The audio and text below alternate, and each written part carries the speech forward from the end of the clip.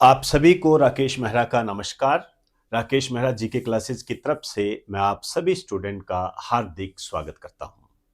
दोस्तों, चतुर्थ श्रेणी भर्ती परीक्षा 2025 के संबंध में पदों की वृद्धि को लेकर जो हमारी मुहिम चल रही है, उसमें एक अपडेट हमारे सामने आया है जो कि चौंकाने वाले अपडेट के रूप में है, एक झटके के रूप में है, जिसे मैं कहूं तो अब तक का सबसे बड़ा झटका कह सकता हूं। और कहीं ना कहीं ये पदों की वृद्धि को लेकर जो हमारी मुहिम चल रही है, उसको थोड़ा सा प्रभावित करने की क्षमता रखता है। लेकिन आप विश्वास करें, आपकी ताकत, आपकी स्ट्रेंथ इतनी बड़ी है कि इस झटके को आसानी से सह जाएगी और हम इससे आराम से निपट लेंगे।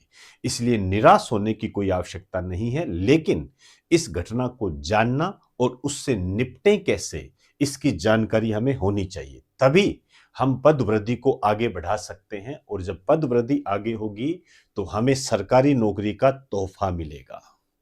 उन बेरोजगारों को राहत मिलेगी जो ओवर एज की स्थिति का सामना कर रहे हैं। तो दोस्तों, पहले ये क्या है, अपडेट क्या है, किस स्थिति में हमारे सामने आया है, क्यों आया है और उससे हम कैसे निपटें, उस पर बात करेंगे। आइए,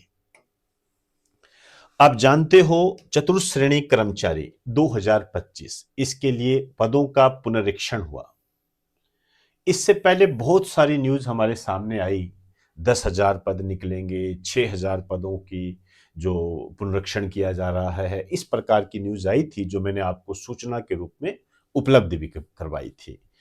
तो उस संबंध में 140 विभागों ने पद भेजे, एक डाटा भेजा। डिपार्टमेंट्स जो होते हैं उन्होंने डाटा भेजा कि इतने पद रिक्त हैं, लेकिन उनसे फिर वापस लेटेस्ट डाटा मांगा गया कि आप इसको थोड़ा सा लेटेस्ट दो, क्या स्थिति है। थोड़े संदेह की दृष्टि में आ गया, तो ये कहा गया कि आप इसका पुनरीक्षण दोबारा करो, लेटेस्ट डाटा दीजिए। तो जब उन्होंने लेटेस्ट डाटा दिया तो कुल पदों में से 429 पद कम प्राप्त हुए, मतलब पदों में यहां पर कमी दर्ज की गई। अब ये जो कमी दर्ज की गई, इस संबंध में हमारे सामने, जैसे आप जानते हो कि मैंने पहले भी बताया था कि प्रशासनिक सुधार आयोग होता है, इसके अंडर में कई डिपार्टमेंट्स काम करते हैं। प्रशासनिक सुधार आयोग डिपार्टमेंट्स को ये कहता है कि आप बताइए कि कितने पद रिक्त है। पदों के संबंध में जो भी सूचना होती है, प्रशासनिक सुधार आयोग डिपार्टमेंट से मांगता है।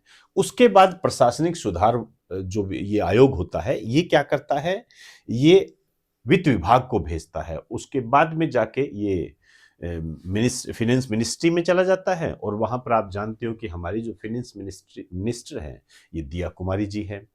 तो कहीं ना कहीं ये पूरी प्रक्रिया एक समय की मांग करती है। मैं इसी बात पर आने जा रहा हूं।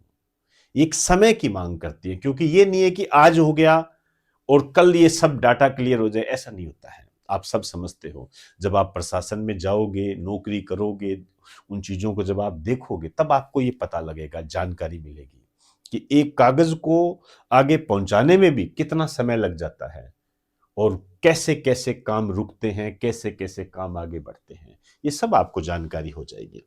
इसी संबंध में जो मेरे पास एक ट्वीट है, वो ये है कि चतुर्थ श्रेणी कर्मचारी भर्ती 2025 में पदों का पुनरीक्षण कर लिया गया है, जिसमें पहले 140 विभागों ने जो पद भेजे थे, पहले भेजे थे, जैसे अपनों ने पहले बात की है, उससे पुनः पदों का लेटेस्ट डाटा मांगा तो कुल पदों में से 429 पद कम प्राप्त हुए। विभागों ने बताया कि हमारे पास इतने ही सीधी भर्ती हेतु पद रिक्त हैं। इन पदों को वित्त विभाग के समक्ष प्रशासनिक सुधार विभाग ने भेज दिया।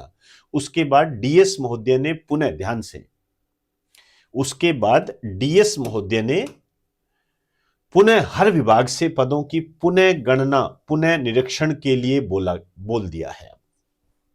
अब उधर जो बोर्ड है हमारा, वो एआरडी, प्रशासनिक सुधार विभाग आयोग, से बार बार संशोधित विज्ञप्ति हेतु अभ्यर्थना मांग रहा है और परिणाम जारी का दबाव है। बिल्कुल सही है, बोर्ड को परिणाम जारी करना है तो उसको पूर्ण रूप से क्लियरेंस चाहिए। कितने पद हैं, क्या बढ़ाओगे कि नहीं बढ़ाओगे, वो सारी बातें चाहिए, क्योंकि उस पर आप जानते हो, सोशल मीडिया पर आप देख रहे हो कि जो आलोक राज जी है उन पर रिजल्ट जारी करने का कितना दबाव बनाया जा रहा है। हालांकि कह दिया है कि 15 जनवरी को जारी होगा, इसमें +- 7 आप कर सकते हो। जो भी स्थिति आपके सामने है, परिणाम जारी का दबाव है। अब प्रशासनिक सुधार विभाग, ध्यान से सुने, फिर से 140 विभागों से डाटा प्राप्त करेगा। समझ में आई बात सारी? अब पूरी प्रक्रिया दोबारा चलेगी, इसको इस वे से समझिए आप। जहां तक हम पहुंचे थे, जिस स्थिति को हमने प्राप्त किया था, और पद वृद्धि का तोहफा हमें रिजल्ट से पहले ही मिल जाता, उस पर एक बार थोड़ा सा झटका लगा है हमें, क्योंकि आपके सामने है, विभाग फिर से 140 विभागों का डाटा प्राप्त करेगा। फिर ये विभाग डाटा प्राप्त करेंगे, डाटा प्रशासनिक सुधार आयोग को देंगे, आयोग वित्त विभाग को देगा, फिर वित्त मंत्रालय में जाएगा, फिर दिया कुमारी जी के पास जाएगा, फिर साइन होंगे। तो समय लगेगा इसके अंदर। तो यही बात आगे हो रही है। ऐसे चलता रहा तो ना पद बढ़ेंगे, ना समय पर परिणाम जारी हो पाएगा। ये समस्या है दोस्तों, ये समस्या है जो मैंने आपके सामने रखी है, और इस समस्या के माध्यम से मैं आपको डीमोटिवेट नहीं कर रहा हूं, ध्यान रहे, डीमोटिवेट नहीं कर रहा हूं। कोई भी समस्या होती है उसको सामने रखना बहुत जरूरी होता है। यदि हम समस्या को सामने रखेंगे नहीं तो उसका निपटारा कैसे करेंगे? और रही पदवृद्धि की बात, हमारे जो युवा नेता है, आपके जो गुरुजन है, आपके लिए इतना कर रहे हैं, आप उनका इतना सम्मान करते हो, तो आपको क्या लगता है कि हम इन स्थितियों से नहीं निपट सकते? पूर्ण रूप से निपट सकते हैं। जो व्यक्ति अपने खून से पत्र लिखकर सीएम महोदय को देगा, तो आप सोच के देखिए हमारी ताकत कितनी बड़ी है। लेकिन इन स्थितियों को भी हमें नजरअंदाज नहीं करना है, क्योंकि कोई भी प्रक्रिया होती है वो विधि संपन्न होती है, कानून के आधार पर ही चलती है, ऐसे नहीं होता है। तो अब ये कुछ संशय हमारे सामने आए हैं, देखते हैं आगे की क्या स्थिति बनती है। फिलहाल आपको मैं एक बात बताना चाहूंगा, जो मैं दोहरा रहा हूं, 31 दिसंबर को आपको जयपुर पहुंचना है, और राजस्थान बेरोजगार युवा संघ का जो कार्यालय है वहां पर पहुंचकर हनुमान किसान जी का उत्साहवर्धन करना है, क्योंकि उनकी सबसे बड़ी ताकत आप हो, सबसे बड़ी ताकत आप हो। तो ज्यादा से ज्यादा वहां पहुंचिए, इन सभी स्थितियों से हम निपट लेंगे। आप विश्वास बनाए रखें, मोटिवेट रहिए, निराश होने की कोई आवश्यकता नहीं है। आपको सरकारी नौकरी का तोहफा जरूर मिलेगा। तो दोस्तों, इजाजत चाहूंगा। आप सभी को नमस्कार, बेस्ट ऑफ लक।